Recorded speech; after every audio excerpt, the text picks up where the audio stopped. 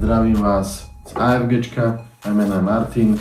Dnes vám ukážeme naše spreje na medvede, ešte raz spreje proti medveďom, a to je CR Extreme Power Grizzly 300 ml a CR Extreme Power Grizzly 150 ml. Takže sú to špeciálne spreje, ktoré sú určené proti zveri. Z mäsov účinných látok sú 4 zlúčeniny alebo chemické látky, dráždivé chemické látky, slzotvorné látky, ktoré spôsobujú problémy s dýchaním, proste dráždia dýchacie ústrojenstvo, pália kožu, páli koža, prípadne teda nadmerne slzia oči, ako pri látke CS.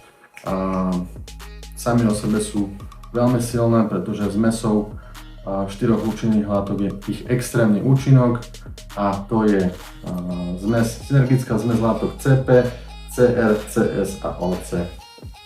Asi možno väčšina z vás pozná OC alebo Pfeffer spreje, to je práve tá látka, ktorá je jednou zo 4 obsiahnutých aj v tomto spreji. Je to tzv. Oleorosin capsicum alebo OC, je to výťažok z čili papričky capsaicin, je jej účinná látka, nachádza sa teda tu.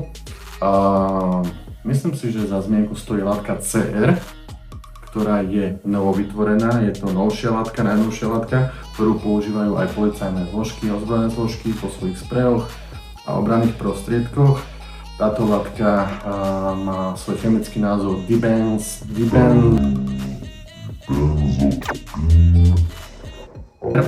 Je to chemická látka, ktorá je 100 až 1000 krát silnejšia ako OC.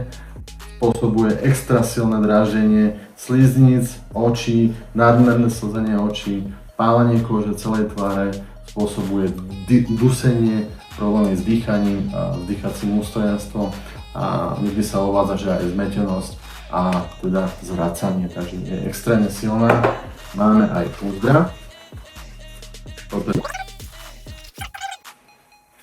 Pevné, kvalitné, elasticko nylonové púzdro, ktoré sa dáva na opasok, prípadne si ho viete zavesiť za nejaký batoh, ruksak alebo nejaké ďalšie príslušenstvo, ktoré vlečiete, nesiete alebo ťaháte so sebou po túrkach prírodou. Ja osobne mám momentálne na opasku 300 a ani neviem, že niečo mám, že niečo